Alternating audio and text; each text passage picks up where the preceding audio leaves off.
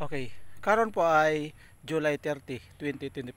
Ang oras ay 9:07 na ng umaga. Okay guys, itong nakikita nyo guys, ito yung daanan namin dito sa Purok 2, Barangay Mahangin, Kandihay, Bohol. So yung dulo, yan yung kapilya. Tapos kalsada na yan. Siguro mula dito sa aking kinatatayuan, nasa mga 60 meters sa aking kinatatayuan.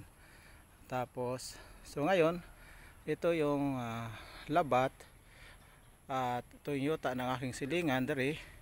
So siguro mula dito sa kinatatayuan ko, aabotin siguro po og mga mula dito mga nasa 70 meters o 70 meters. So ngayon, dahil itong daanan namin ay walang lasyo, so dire sa yang gilabat na ay ang lasyo dire gamay na kay kanang baya, kanang nakita nyong bahay, yan kila Lucas Galula yan. Tapos itong kabila kay Ninang Luni Dimbal o kini mo ni agianan namo unya padong nira sa mo yan.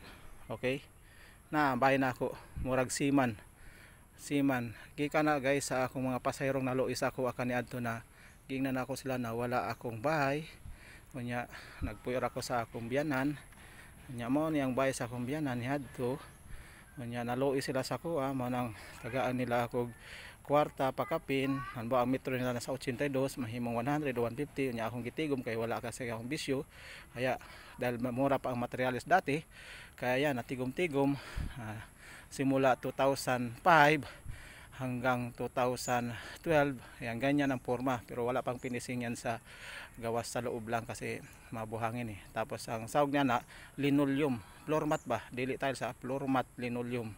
So ngayon guys ang ginawa ko yung dulo niyan sa bahay namin kabasakan na yan siguro mula sa bahay namin hanggang sa kabasakan siguro maabot og mga 300 meters tama mga 300 meters 350 meters yan.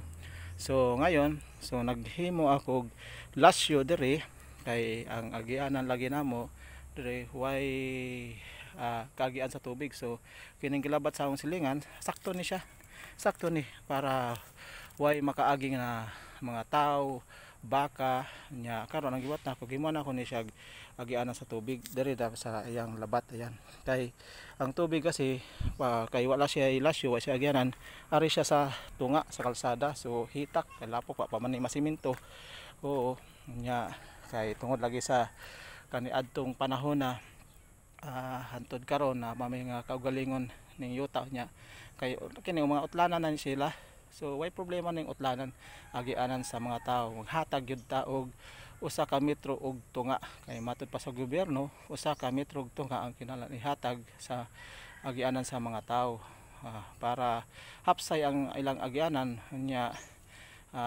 kung may mga muaging sakyanan yan okay pero kung dapat sila kaluoy pwede nilang himuo nga 2 meters kada utlanan 2 meters kanang panangin halimbawa yung bahay na yan yan maghatag siya og 2 meters tapos itong kabila naman maghatag din 2 meters so 2 way na siya magkasalubong ang sasakyan so makaagi na ang dalawa hindi na magka traffic tapos halimbawa kung pagkadaghan ng bahay dire dapita sa mo magkadikit-dikit at least kung simba ko magkasunog makaagi din ang bumbero hindi yung squatter na tao lang talaga ang makadaan. So ngayon ang ginawa ko ito guys yan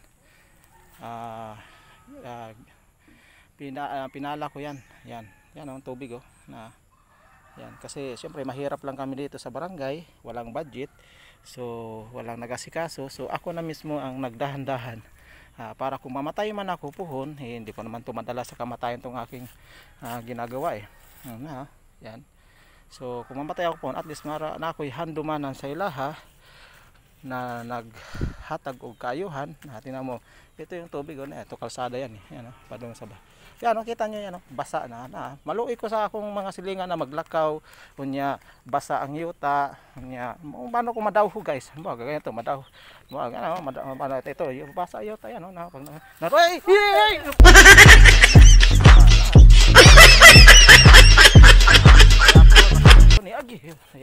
hapsay na Oh, kini mo niya kung kini. Ito ang utlanan sa among yuta na may dalang tanom ang akong misis na punkan. Yan. Tapos ito yung siguro ito mula diyan sa labat na mo kay kawayan naman kay wala laging pera kuan ikagasto na. Tayo mo bali. Bali guys, na gabok tapos pumasok pa yung baka dito. Kaya ayun. Nakapasok yan. Yung orchid ng misis ko naubos na. Nawala ng dahon. So yan putik guys. So dapat talaga masiminto. So nagbigay ako ng 1 metro at kalahati para sa aking kababayan na maglaka dito. Pwede rin makapasok ang ilang multicab o tricycle yan. So dapat talaga tayo guys magbigay tayo ng daanan sa ating kapwa. Kasi nasa mga utlanan naman Siyempre sa utlanan sa ating lupain dapat magbigayan tayo kasi kung hindi tayo magbigayan saan tayo dadaan, di ba? Yan, tingnan niyo naman guys, dinadaan-daanan ng mga motor. So ang parang tao din yan kapag masama ang iniisip, masama ang ugali, ganyan ang magiging kalabasan. Pero kung mabait ang tao, mabuti, mapagbigay, matulungin, magiging simento. Oo, simento to, matibay yan Pero may simento din na hindi matibay yung pakitang tao ko sa tao papakita ang tao. So itong simento kulang sa timpla kaya isang ganun mo lang tingnan mo marupok guys. So yan yan ang mga pakitang tao. So wag dapat tayo maging pakitang tao na yan kita nyo. Okay guys, lagi nating tatandaan na wag tayo maging pakitang tao kundi dapat magiging totoo tayong tao o sa ating kapwa kasi may naghuhukom sa atin ang ating banal na Panginoong Hesus pag namatay na tayo. So yan guys, so yan lang masasabi ko sa inyo kita nyo naman okay, so ganun lang hanggang sa baba yan So ito dahil nga ito talaga daanan to, ito private road private kalsada to, dapat talaga harangan to dapat yan.